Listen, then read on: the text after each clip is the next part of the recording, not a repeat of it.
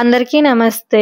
ఈరోజు ఈ వీడియోలో పన్నీర్ ఫ్రాంకీ ఎలా తయారు చేసుకోవాలో స్టెప్ బై స్టెప్ సింపుల్ ప్రాసెస్లో 5-10 మినిట్స్లో రెడీ చేసుకోవచ్చండి. ముందుగా పన్నీర్ని తీసుకొని అందులో 1 స్పూన్ కర్డ్ యాడ్ చేసుకొని వీడియోలో చూపించిన ఇంగ్రీడియంట్స్ అన్ని యాడ్ చేసుకొని బాగా మిక్స్ చేసుకోండి. తర్వాత లెమన్ తీసుకోండి, లెమన్ని స్క్వీజ్ చేయండి. మిక్స్ చేసి మ్యాగ్నేట్ చేసిన తర్వాత 5-10 మినిట్స్ రెస్ట్ ఇవ్వండి. ఫ్రిడ్జ్లోనే పెట్టుకోవచ్చు. ఇప్పుడు గ్రీన్ చట్నీ ఎలా ప్రిపేర్ చేసుకోవాలో చూద్దాం. కొత్తిమీర, కొంచెం గ్రీన్ చిల్లీస్, అల్లం, వెల్లుల్లి, కర్డ్, కొంచెం తగినంత సాల్ట్ వేసుకొని నిమ్మకాయ లెమన్ని కూడా స్క్వీజ్ చేసుకొని మిక్సీ పట్టుకోవాలండి.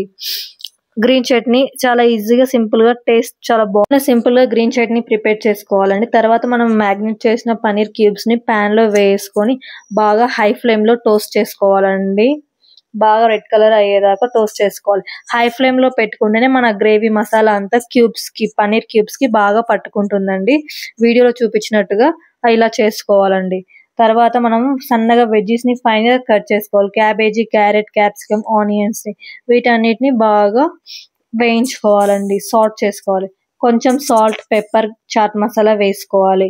తర్వాత మనం చపాతీని ప్రిపేర్ చేసుకోవాలి. చపాతీని బోత్ సైడ్ కాల్చుకున్న తర్వాత మనం ముందుగా ప్రిపేర్ చేసుకున్న గ్రీన్ చట్నీని, తర్వాత టమాటో సాస్ని వీడియోలో చూపించిన విధంగా చపాతీకి అప్లై చేసుకోవాలి. తర్వాత పన్నీర్ క్యూబ్స్ని, తర్వాత వెజ్జెస్ని వేసుకొని రోల్ చేసుకొని టేస్టీగా ఉండే paneer Frankie is ready. If you like my videos, please consider, share, like and subscribe to my channel.